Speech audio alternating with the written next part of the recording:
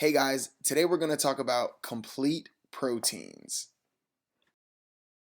Okay, so here's the big problem. You want to live plant-based and excel at your health and performance. You're looking for real ways to change your life and the world by reducing your footprint.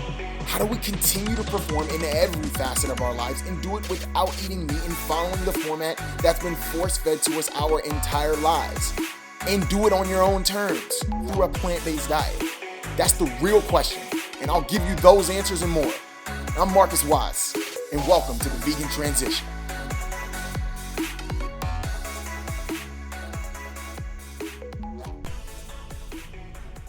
Alright, what's going on, guys?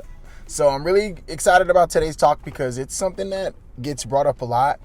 I know for myself, when I first went plant-based, one of the things that people were always saying was, you can't get enough protein from plants, and their main reason was the whole complete protein talk. So this is definitely only the first part of this that we're going to talk about, and I'll preface today's talk about complete proteins and the argument for complete proteins by throwing out some numbers. Okay, 335 pounds bench press for a 3-second pause.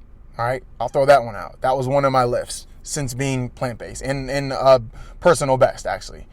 All right, the second number I'm going to throw out is 435 pounds. That was a back squat. All right, 495 or we'll just say 505 for a deadlift because it was just outside the time frame. But I built up to that in just 3.5-4 minutes. All right, for a deadlift.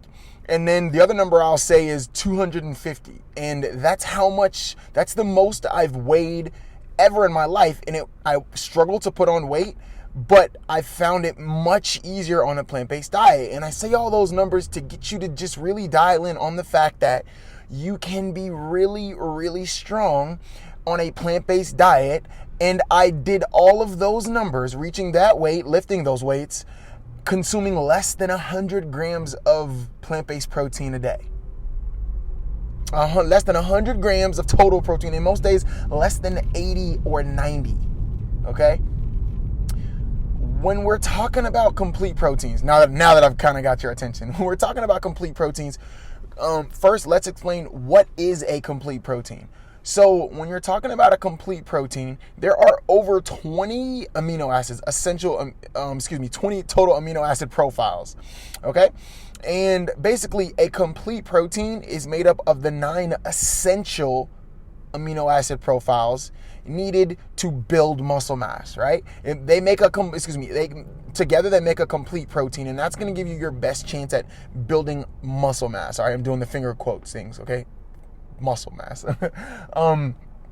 So that's really where the conversation goes. And for so long, I was constantly told, listen, you're not going to be able to get strong, that you can't, even though I would be having a plant-based pasta that had 20 grams of protein per serving, and I would be having like a tofu sausage that was like another 15 or 25 grams of protein. They would be telling me that, well, they're not complete proteins. And again, that's where we're going to have this conversation about a few things. One, it's already been proven in actual clinical studies that because you're getting enough, okay, so when you're having plants, you're going to get such a wide variety of the amino acids that the argument is, hey, and again, through clinical studies, I don't have any in front of me. You can look them up. I'll preface some on this, that you're getting more than enough of those amino acids. And actually, what's more important is the total caloric intake, because it doesn't matter if you're getting complete proteins if you're not taking in enough calories, right, to provide the body enough fuel. All right, it's not going to have the chance to build muscle mass, which again is what I found. Most of these foods that I was eating, they were not labeled as complete proteins. But how was I getting so strong? How was I putting on this muscle, right? How was I putting on all this size? You've just got to go, and I always tell people, just go run the experiments yourself and just seek someone else out who's done it before, and they're going to lead you on that path. I mean, now there's also just so much information out here. It's like wild. There's so much out here for you to just take in. But I guess now the most common question I get is, well, hit me up with, what are some complete protein foods that are plant-based that I can have. So today we're going to focus the rest of the conversation on that. Okay, so the first one's going to be quinoa. All right, and quinoa has about 8 grams per 1 cup serving cooked. All right, and it's also full of fiber. It's full of iron, magnesium. Quinoa is a really good substitute for rice. They actually call it nature's rice, actually. It's got a ton of really good calories for you. So the next one we're going to talk about is buckwheat, and buckwheat has 6 grams per 1 cup serving. Again, that's cooked as well. And again, the biggest thing that I'll say about these is, again, this list, these are complete proteins, okay? The next one that we're going to touch base on is soy, and that's 10 grams per half cup serving, all right? And that's firm tofu. 15 grams of protein per half cup serving of tempeh, right? And it's going to also be 15 grams per half cup of natto. So, I mean, you've really got to find out if soy is the best thing for you. The soy conversation, I think, is another talk for us to have another day, because people just really... Hey, quick interruption, Marcus here. I just want to let you guys know that for 2019, I've got an amazing program going on where you can actually get coached by me absolutely for free. It's a 2019 Healthy Kickstart program, and I just want to give back. There's no hidden fees or anything like that. I just want to give. I want to help people learn better ways of nutrition, better ways of working out, and give them some accountability so that in 2019 they can absolutely crush all their fitness goals. If you're interested in getting some information, just check out the link included below in the description of the podcast. Come over and try to apply. We've only got so many spaces available, so if the sign up is closed, I'm sorry you missed out this time, but you can look out for other things that we've got in the future. Okay, sorry for the interruption. Back to the show.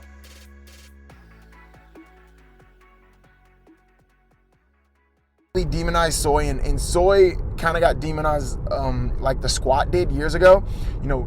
50 years ago, 60 years ago, they were basically saying that if you squatted, that you'd injure yourself, and that really just came from one publication that it was a doctor that put that out. It was actually, I'm pretty sure it was more than 50 years ago. Don't quote me on that.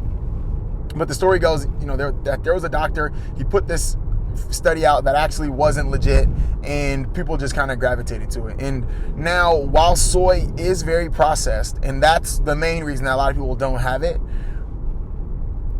some people function just fine on soy. Like, I have a ton of soy. I don't struggle with it at all. And then other people, they have soy and their body just does not agree with them at all. And that's where I'll tell people, hey, listen, you need to listen to what your body's telling you. If your body's telling you it's not a good thing for you to have, then just don't have it. All right. So let's talk about another one. Rice and beans. So rice and beans, 7 grams per 1 cup serving. It's a pretty simple one to have, and it's honestly I feel it's like one of those like vegan go-tos. I like to just throw like some salsa on it, maybe like a mango salsa or just a normal salsa with some peppers, some diced onions, some avocado, and it's a super simple one. Ezekiel bread is another one, 8 grams per 2 slices. All right, and then seitan. Now seitan is like it's been kind of demonized as well. It's wheat gluten, so wheat gluten's kind of been demonized as well. And again, this was made like thousands of years ago, more than 1,000 years ago, excuse me. And it was a meat substitute for Chinese Buddhist monks. So seitan's made, it's a mix. It's basically the gluten in wheat, right, with herbs and spices, and then it's hydrated with water or some type of stock, and then you simmer it in a broth. I mean, it's going to give you a good source of protein. It's 21 grams, all right, of protein per third of a cup serving. So it's a pretty high quality of, high protein content. Again, I'll continue to kind of go back to it because I feel like people get so stuck in, well, I don't want to have this, I don't want to have this, I don't want to have wheat. Listen, everyone's bodies are different. So some of these things on this list may not be best for you to have, but I can literally eat all of them and I have absolutely no problems at all. If you do, you just have to listen to your body and stick more to the things that your body agrees with, right? And that you're not going to have those problems with. So hummus and pita, right? 7 grams per whole wheat pita, all right, and 2 tablespoons of hummus. So that one's a little bit lower content. You're getting more food, but that's also good because that's one of those foods. I've actually had this on a few of my different nutrition plans for my training, and it's one that'll like fill you up. You know, you can put a bunch of stuff inside of it. Again, like, you know, whatever toppings or foods that you enjoy. And it's super simple. It's super fast. It's very inexpensive. You just buy a big thing of hummus. I think you can get like a pack of like 5 or 7 pitas for like $2 or $3. So it's something that for me, I was like, man, this is like something super simple. I can just grab and I can go. So hummus and pea, that's another one. So spirulina with grains or nuts, you'll get about 4 grams per 1 tablespoon, another complete protein. And then the last one is peanut butter sandwich, which everybody likes. I mean, I probably would not just have peanut butter and bread, but it is another one that you can have. And remember that you can take these different foods, you can mix them together, and you can end up with complete proteins. And that's probably the biggest thing that I want you guys to take from this. The reason that people are saying that you can't get complete proteins from plants are because we're used to getting them in one source, like eggs, meat, chicken, fish, right? You're used to getting them in one thing. And you just kind of get stuck in this place where you're thinking that this is the only way to get it because that's what you're so used to. And that's okay. That's where I was too. When I first went on the plant-based journey, I was like, man, where do I even start? I have no clue what to eat besides eating meat and eggs, and that's where I'm gonna get my protein. And then I started realizing the other things, you know, like the foods that are on this list, and there's so many different other ways to get protein that I was just honestly blown away. And it just led me to just kind of continue on the path of saying, okay, you know what, let me explore. Let me not just let the things that I'm used to continue to define how I'm looking at my food and how I'm looking at my health. Look, a lot of you guys know my story, and if you don't, you know, go back to episode 1 and take a listen to that, please. But you know, from someone that was, you know, labeled as so healthy, you know, coming down with the situation that I did with the blood clots, it was just such an eye-opening experience. And I hope that none of you guys will wait until it's too late. And, you know, some of you probably have family members right now that are dealing with this type of stuff. But I just hope that you guys will just open your eyes, if you're listening to this and you haven't already fully like adopted a plant-based lifestyle, or if you've got some family members that you know that it would help them, explaining some of these things, because the more that they understand that, listen, you're not going to get the protein in the same amounts that you're used to getting them, but you can get them and you can really, really flourish. I think that's really all I got for you guys today. I hope that this has been a good one. I hope that you pulled a couple things from this and that you go do some research. You know, just go Google, you know, some different foods. You know, they're on all kinds of sites. Just Google, you know, plant-based complete proteins. I'll post a couple links on the website as well. But I hope you guys enjoyed this. And hey, take it easy, and I'll see you guys next time. All right, well, I hope that you guys enjoyed this episode of The Vegan Transition. Please do me a favor. If you enjoyed this, wherever you're listening, please give us a 5-star rating and share it with a friend. If you enjoyed it and it helped you, please pass it on to someone and maybe it can help them as well. Also, don't forget we've got our 2019 Healthy Kickstart program. Again, the details to that, if you want to join, are in the description of this podcast, and we've only got so many spaces available. Let us know what stuff you want to hear. I want to make stuff for you guys, and hey, once again, thanks for checking us out, and take it easy.